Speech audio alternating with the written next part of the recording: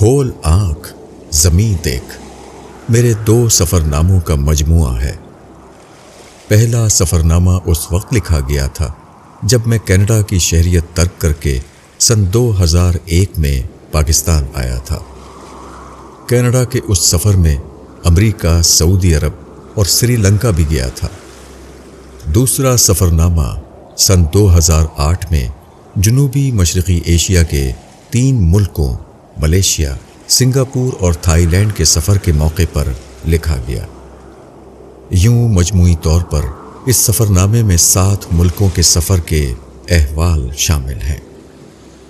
میں نے ان تمام اسفار میں ان ممالک کے قابل دید مقامات کو ایک سیاح کی نظر سے اور وہاں کے نظام زندگی اور تہذیب کو ایک طالب علم کے طور پر دیکھا۔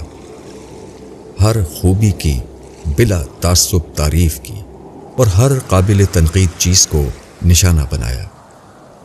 ہر جگہ ایک درد مند دل کے ساتھ اپنی قوم اور ملت سے اغیار کا موازنہ بھی کیا، ساتھ میں مغربی فکر و تہذیب کی کمزوریوں اور دین اسلام کی فکری قوت کو بھی ہر مقام پر نمایاں کیا۔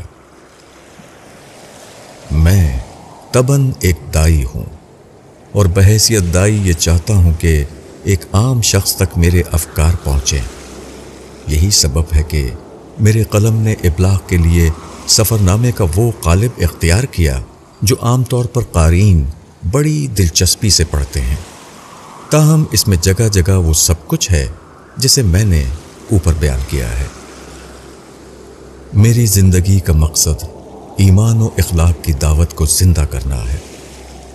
ساتھ میں میری خواہش ہے کہ میری قوم دنیا کی ایک ترقی یافتہ قوم بنے۔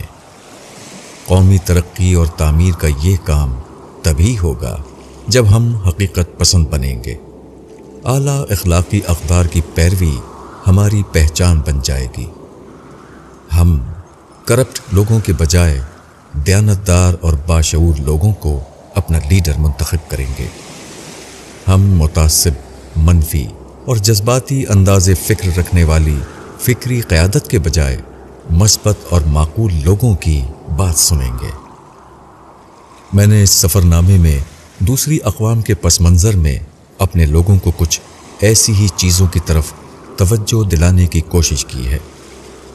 مجھے یقین ہے کہ یہ حقیر کوشش انشاءاللہ قوم میں ایک مثبت ذہن اور سوچ کے فروغ کا ذریعہ بنے گی۔ ابو یحییٰ، شب جمعہ 13 نومبر 2014۔